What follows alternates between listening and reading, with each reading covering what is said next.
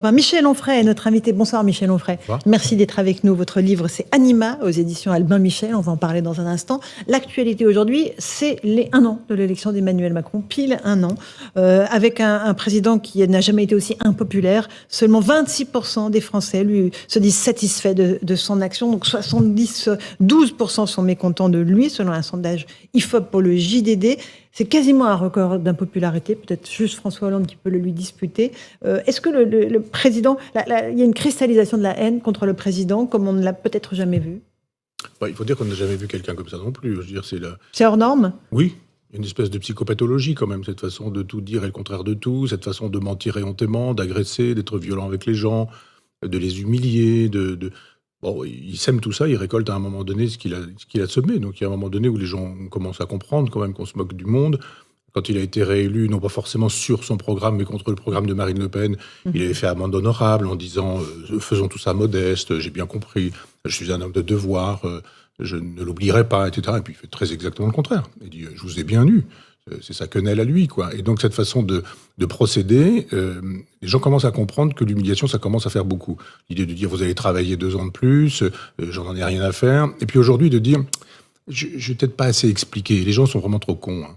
Et il y a cet état d'esprit qui fait qu'on peut pas traiter les gens comme ça pendant des mois, des années. Ça va faire 6 ans. Hein. C'est pas tant une année que je fête ou que je commémore qu'un quinquennat plus 1 an, ça fait 6 ans. 6 ans, ça suffit, on pourrait dire, pour parodier qui nous savons. Michel Onfray, il y a un phénomène qui est en train de naître depuis quelques jours, c'est les concerts de casseroles. Il y en a eu la semaine dernière lors des déplacements du président sur le terrain, que ce soit dans le Bas-Rhin ou dans l'Hérault. On va écouter quelques casserolades, puisque c'est comme ça qu'on les nomme. Et puis la réaction du président Macron, qui a dit notamment lors de sa visite à Pérols, dans l'Hérault, à une jeune femme, « Je ne démissionnerai pas ». Écoutez.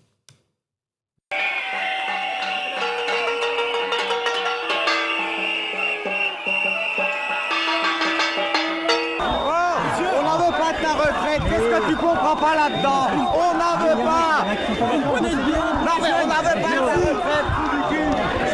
Oui, je voulais juste savoir que serrer la main à un président qui a un gouvernement aussi corrompu. Alors je me suis dit, faut pas louper ça. Ben si, vous le savez très bien. Vous savez très bien. Et vous allez bientôt tomber, vous allez voir. Ah, vous allez tomber de haut. J'arrive, ben voilà, il y a des gens qui sont contents, il y a des gens qui ne sont pas contents. Vous allez au contact. Merci madame. Et ben ça me fait plaisir. Et ben voilà, madame, elle n'est pas contente. Mais voilà, mais elle le dit avec le sourire, c'est déjà plus sympa. Je ne vais pas démissionner, je vous rassure. Ben, je vous rassure, ça n'arrivera pas. Il faudra attendre 2027.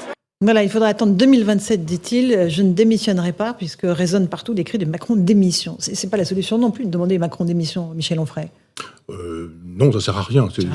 Quand on dit ça aussi d'un ministre, ça n'a pas grand sens. Il y a juste un moment donné où les gens disent vous ne nous écoutez pas, vous allez nous entendre. Quoi, les casseroles, c'est ça. C'est une façon de dire on a été tenu à distance. Souvent, on a le noyau dur qui est là pour lui dire qu'il est grand, qu'il est fort, qu'il est beau, etc. À une époque, il y avait même des petits bracelets pour montrer que la police avait donné son autorisation au bain de foule, quoi. Et puis là, il y a des gens qui le débordent, et puis on l'entend. Si les gens sont à 500 mètres et qu'ils font ce concert-là, les gens disent on est toujours là et on veut pas de vous.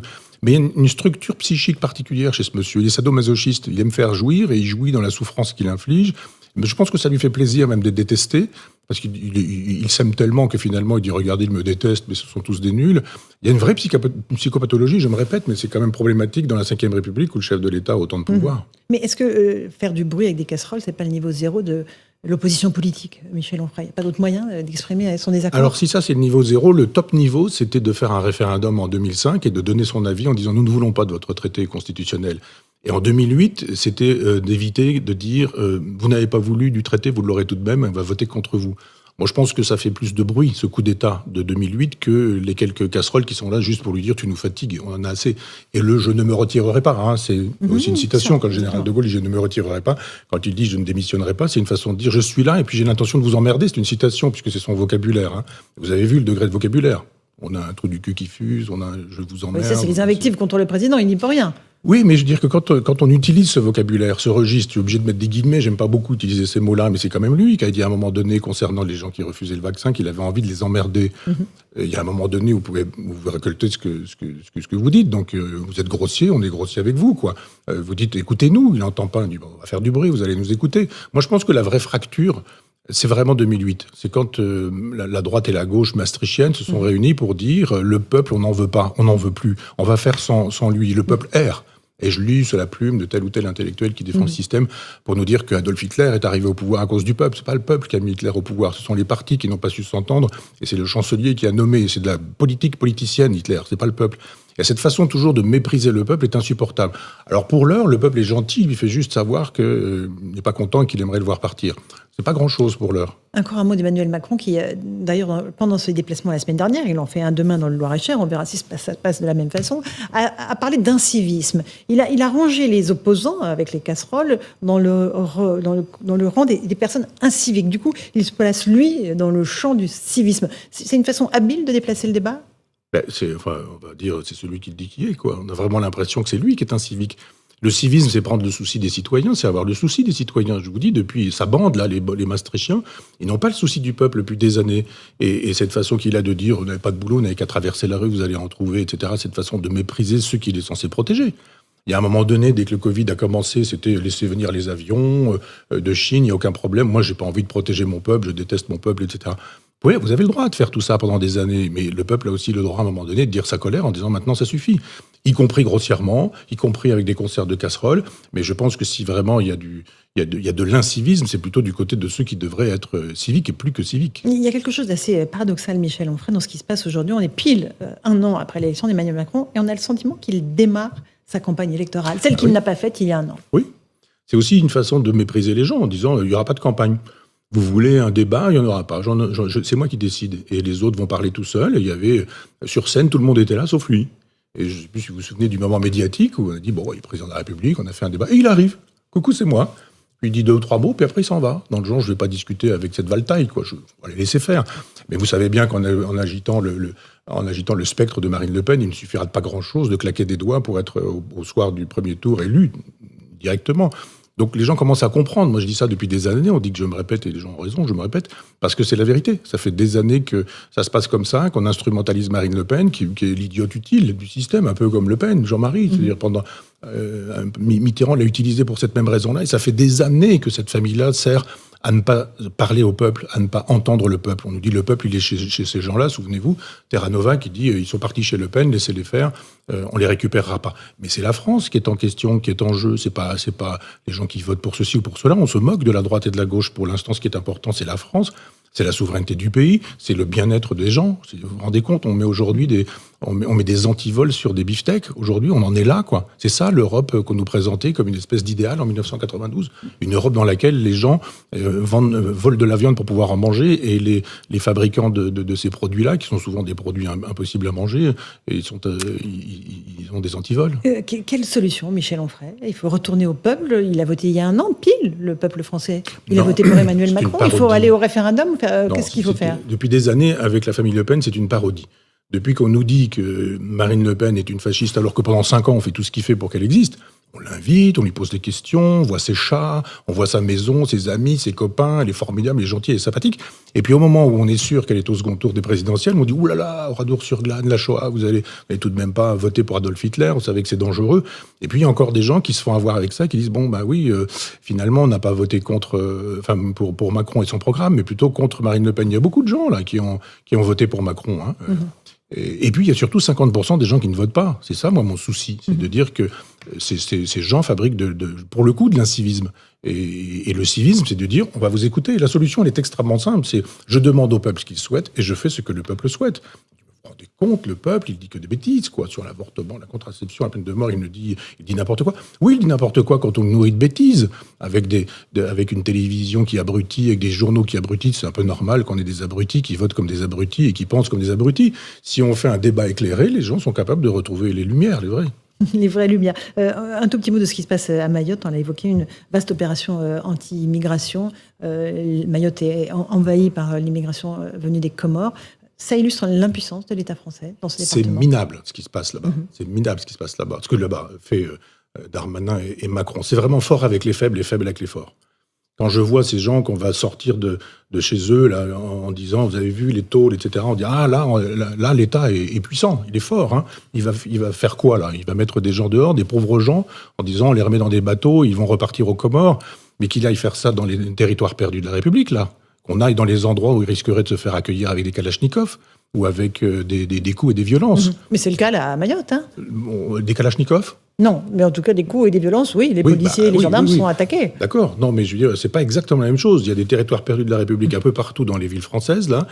C'est ici, moi, que j'aimerais voir l'État restaurer son ordre. Alors, c'est facile d'être, justement, avec des gens simples, modestes, pauvres et paumés, de dire, on va envoyer la force militaire, la soldatesque, et on va rouler ses muscles, là, pour montrer que, etc. Moi, j'ai un peu honte, hein, quand je vois des croix, là, sur des maisons, en disant, il faut y aller, etc.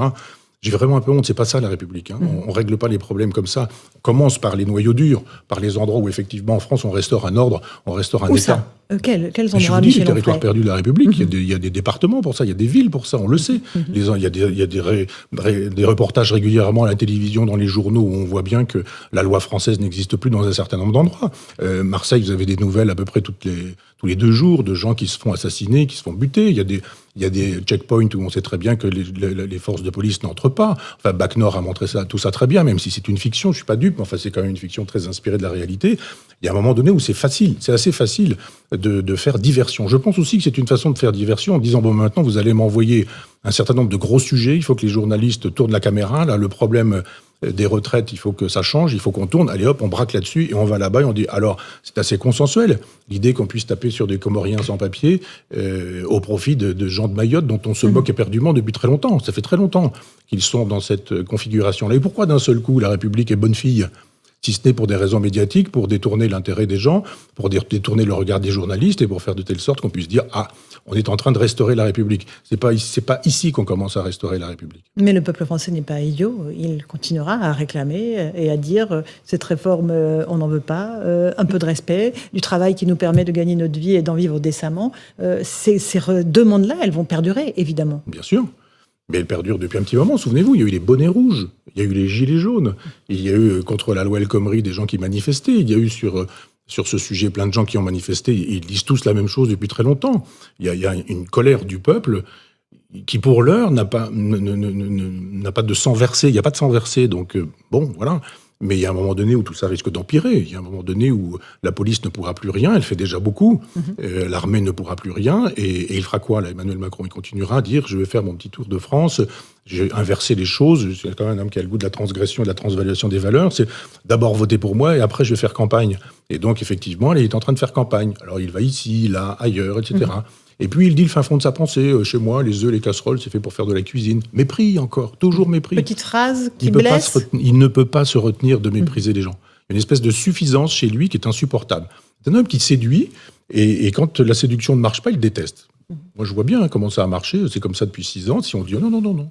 Il avait l'Assemblée nationale, il avait le Sénat pour lui, il avait la finance, la banque, les médias, il avait l'électorat, il n'avait pas 40 ans, il était chef de l'État. Et à l'époque, il y avait 2 ou 3 personnes, je ne vais pas donner les noms, je ne vais pas les impliquer, mais il y avait aussi mon nom, et on disait une petite cellule pour lutter contre ces gens-là. Vous vous rendez compte? Il ne supporte pas l'opposition. Il faut qu'on l'aime, et surtout quand il déteste les gens. Quand on déteste les gens, on ne peut pas se faire aimer d'eux. Mais Michel Onfray, on a l'impression que vous décrivez une société apocalyptique où tout va mal. Ce n'est pas vrai. La France n'est pas que ça. Ce n'est pas que les conserves de casseroles. Ce n'est pas que les politiques qui dysfonctionnent. On parle de l'hôpital. Il y a quand même des endroits où ça se passe bien. On est quand même un pays où il fait bon vivre. Lesquels? Pas pour tout le monde. Non, pas pour tout le monde. Ouais, si vous avez un bon pouvoir d'achat, ça peut être très agréable, la France, mais pas pour tout le monde. Les gens qui travaillent et qui dorment dans leur voiture, les femmes qui ne peuvent pas sortir au-delà d'une certaine heure de la soirée, si vous allez à l'hôpital, si vous allez à l'école, vous pensez que tout se passe bien? Moi, je crois pas, hein. Vraiment. Il y a une incivisme. J'ai fait presque 1000 km en voiture récemment, là, mais l'incivisme sur la route, mais c'est sidérant. Une espèce de violence routière qui est là, présente en permanence, une agressivité. Et c'est comme ça dans tous les domaines. Prenez le train, il y a de l'agressivité, il y a des coups, il y a des gens qui s'insultent. Il y a un état de, je ne vais pas dire pré-révolutionnaire, mais enfin, tout ça ne sont pas bons. Et que ça peut se terminer dans la violence, dans le... Et il suffit de très peu de choses. Il suffit vraiment de très peu de choses. Et si vraiment il y avait une extrême droite, s'il y avait vraiment des fascistes, une ultra-droite, tout ce genre de choses, ces gens savent très bien qu'il faut peu de choses pour faire basculer. Vraiment, très très peu de choses. Quelques rafales ou ce genre de choses. Heureusement que ces gens n'existent pas, sauf dans le fantasme de la gauche, d'une certaine gauche du moins, parce qu'effectivement, on pourrait là rentrer dans une espèce d'engrenage terrible. Vous savez, comparaison n'est pas raison, mais si vous regardez comment a démarré la Révolution française, l'instrumentalisation des sans-culottes, la violence révolutionnaire, un Robespierre qui arrive, la terreur qui s'installe, la loi sur les suspects, etc. Il y a aujourd'hui des robespierristes, il y a aujourd'hui des sans-culottes, il y a aujourd'hui des gens qui simulent la Révolution française. On voit des simulations de guillotine, on voit des têtes faussement coupées, on voit des mannequins brûlés, on voit des mannequins pendus, etc. Tout ça se dit comme ça, de cette manière-là. Je vous assure que le premier qui commence, il va entraîner des gens derrière lui. Et il est bien dommage que des gens dont le projet devrait être justement de prendre en charge la colère des gens, je pense à la gauche, soient là en train de dire « allez-y, mettons un peu de l'huile sur le feu ». Dans votre livre Anima, chez Albin Michel, vous refaites une histoire de l'âme, si je peux dire. Est-ce qu'il y a encore une âme française, Michel Onfray? Ou est-ce qu'elle est morcelée? Alors, je ne parle pas de cette âme-là, mais vous avez raison. Hein, ma question. On peut effectuer le glissement sur l'âme d'un peuple. Oui, il y a l'âme d'un peuple, oui. Quand on voyage, on le voit. C'est-à-dire que quand vous êtes à l'étranger, un peu moins maintenant, mais je veux dire, quand vous restez en Europe, vous voyez un petit peu une espèce de façon semblable d'aborder le monde. Mais si vous êtes à Kyoto, si vous êtes en Corée, si vous êtes en Chine, si vous êtes dans des endroits comme ça, vous apercevez qu'il y a une façon d'être européen, qu'il y a une façon d'être asiatique, et que dans l'Europe, il y a une façon d'être française. On n'est pas portugais comme on est italien, on n'est pas allemand comme on est suisse, et à chaque fois, il y a des tempéraments, des caractères. Alors l'âme des peuples, on n'a pas le droit d'en parler, c'est fasciste et c'est dangereux, etc. Il y a ça chez tous les philosophes en ont parlé. Il y a une question de ça chez Kant, c'est d'ailleurs très intéressant. Il y a des pages magnifiques chez Hegel où il parle de l'âme des peuples. Et on voit bien qu'un Allemand ne pense pas comme un Français, que Kant, c'est pas Descartes, en philosophie par exemple, ou que la musique de Debussy, c'est pas exactement la musique de Wagner, ou que la Divine Comédie, par exemple, c'est pas exactement la même chose que des poèmes nordiques. Enfin, il y a une façon effectivement nationale d'habiter son pays, de fabriquer une culture, et il y a une âme française. Oui, bien sûr. J'ai dit beaucoup que c'était un peu de Montaigne, c'était un peu de Voltaire, c'était un peu de. Il y a de la musique aussi. Vous savez que j'aime beaucoup la musique, mais l'esprit de Couperin, l'esprit de Rameau. C'est pas, je vous assure, c'est pas la Valkyrie. Moi, j'adore Wagner, je suis très wagnerien. Et en même temps, Debussy, vous écoutez 3 secondes de Debussy, et on sent qu'il y a une musique française. Donc il y a un comportement, un tempérament, un caractère, et c'est ça que j'aime dans les peuples. C'est leur diversité, c'est leur multiplicité. Et ce qui est inquiétant, c'est que votre livre s'appelle Anima, et que le deuxième qui va suivre s'appelle Barbarie. Ouais. C'est-à-dire qu'on est au seuil de la barbarie? Non, on est dedans. On est dedans. Oui, on est vraiment dedans, quand on est déjà dans des logiques de... Vous savez, moi, quand j'avais 12-13 ans au collège, j'avais lu le Meilleur des mondes d'Aldous Huxley, et j'avais appris le mot ectogénèse, qui qualifie la façon de faire des enfants en dehors des utérus naturels, je dirais. Donc, on faisait des enfants dans des machines. Ça, c'était vraiment de la science-fiction. Eh bien, aujourd'hui, les Chinois font une ectogénèse assistée par intelligence artificielle. C'est-à-dire qu'ils fabriquent un enfant dans une couveuse, et c'est l'intelligence artificielle qui donne toutes les substances nécessaires à ce que cet enfant puisse aller de sa conception jusqu'à sa naissance. Vous vous rendez compte, cette idée qu'on puisse fabriquer des petits monstres d'un enfant qui n'aura pas connu le ventre de sa mère, les informations que donne la mère par l'utérus, et le dos de l'enfant, toutes les informations, ce qu'elle boit, ce qu'elle goûte, ce qu'elle mange, ce qu'elle respire, la mère, le père qui peut parler, les vibrations, enfin toutes ces choses constituent l'âme d'un être. Et là, on vous dit non, les machines et l'intelligence artificielle sont susceptibles de suppléer tout ça. Si c'est pas ça la barbarie, alors je ne m'y connais pas. Michel Onfray était l'invité de Punchline. Merci beaucoup d'être venu. Anima aux éditions Albin Michel, l'histoire de l'âme. C'est bien cela, de Lascaux au transhumanisme. À Elon Musk. Sacré programme. On n'a pas parlé d'Elon Musk, on en parlera la prochaine fois. Merci beaucoup d'être venu ce soir. Merci à vous. Michel Onfray, dans un instant.